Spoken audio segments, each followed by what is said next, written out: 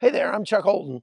As somebody who spent years reporting from conflict zones like this one here in Syria and other unstable places all around the world, I've learned to pay attention when credible people start sounding the alarm.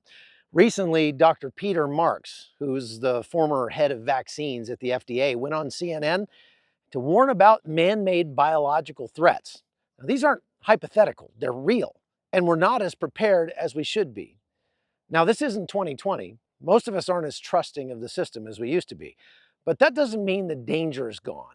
If anything, it's more targeted, more sophisticated, and we'd be foolish not to take it seriously. That's why I've teamed up with the Wellness Company to tell you about their Contagion Emergency Kit.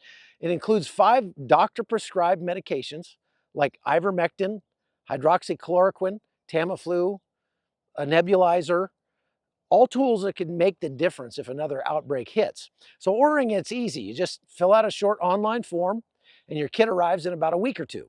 So head over to twc.health/hotzone and use code HOTZONE to save $32 and get free shipping.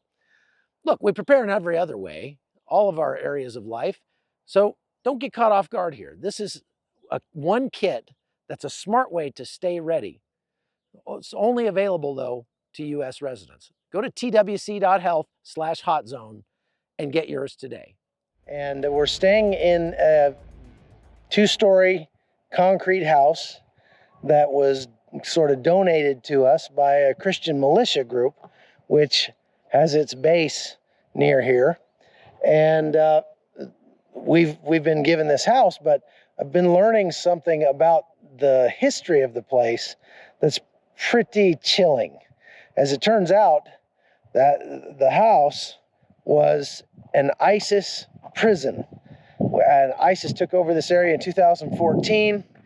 And actually, I think you can see the house back there behind me.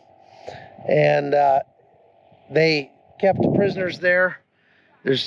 You can see evidence of how they secured the prisoners by attaching them to like metal loops that were in the concrete ceiling with chains, and I'm told that they were tortured terribly. This house here, I guess, was the actual torture house, the torture facility that they used, and I just wanted to take you in there and show you real quick what that looked like. Now that MFS that you see on the wall there is actually the initials of the Christian militia that now controls this area. But you can see here where they had concreted in this door. They put a steel door on, and there's the steel door. And then the cells had steel doors also with no glass in them. So that was solitary confinement. They had bricked up these windows, so they were closed. There was no light allowed in here. It was completely dark. Here's another steel door you can see, solid steel door. So they had no light, but you can see where the prisoners had marked off their time here, the number of days spent in this prison. And I don't know what the rest of this graffiti says here, but there's some more check marks for days. There's a loop right up there in the ceiling, a metal loop where they would hook the chains and chain the prisoners in here. But it was worse than that, even.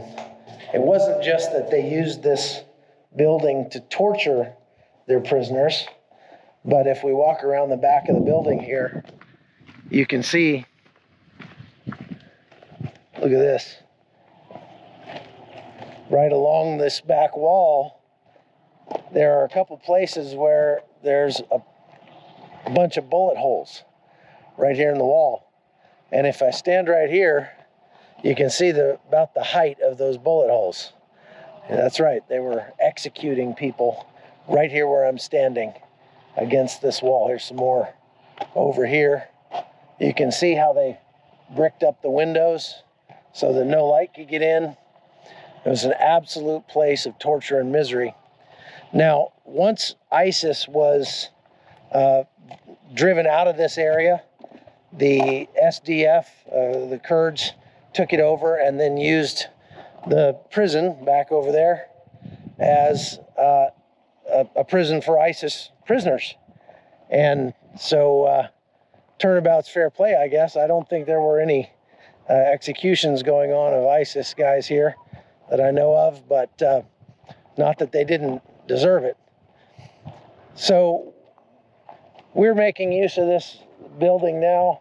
We've got a volleyball court up here, and it's actually fairly nice. So we have a couple of, our own bedrooms, the space to spread out. We got a kitchen, we got a couple bathrooms, so that's pretty cool. Anyway, there will be more coming. Stay tuned. We've heard some shelling today, throughout the day, up toward Tal Tamr, and so there is some activity going on with the Free Syrian Army, the Turks, and the Kurds in this area. So stay tuned. 1, 2, 3. This is the Kaba River Valley in northern Syria. It's one of the last places in Syria that has ancient Christian villages that have been here for more than 1,000 years. But the last remaining Christians are being pushed out by Turkey using the terrorists of the Free Syrian Army to do so, and another method. You see here one of the last pockets of water in this river. If I turn around this way, you can see that the river has run dry, and that's because the Turks are cutting off the water north of here in order to drive out these Christians. And so Commander Ram can tell us what happened. In 2015, when ISIS attacked our villages here in Al Khabur Valley, we have more than 13 Syrian villages on the valley of Khabur. They kidnapped more than 200 civilian people of Assyrian Syriac people. They put them here in those buildings. We have 3 or 4 buildings. When we retake the area and when we liberated the area, we chose to build an academy here in the same place, because it means a lot for us. It's something emotional for our people to start again from the place that they tried to break our Christianity, to break our churches, to break our faith, let's say. Today this place means a lot for us. It's our strength. It's our people hope, let's say. Thank you all to be here. It's a great support to have you and your families and our family in FBR here next to our place.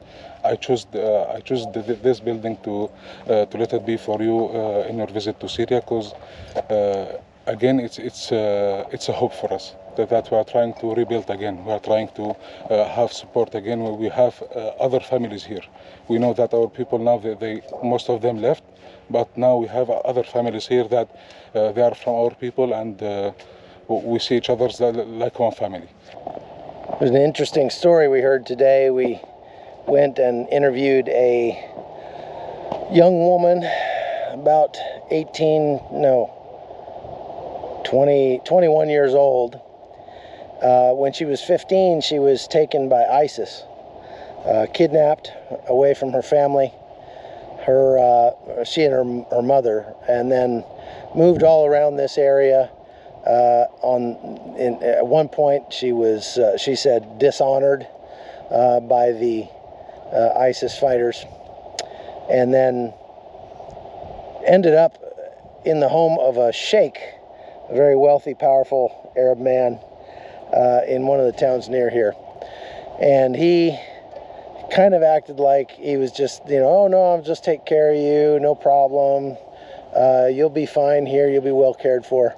But then it became pretty clear that he was wanting to make her basically a concubine.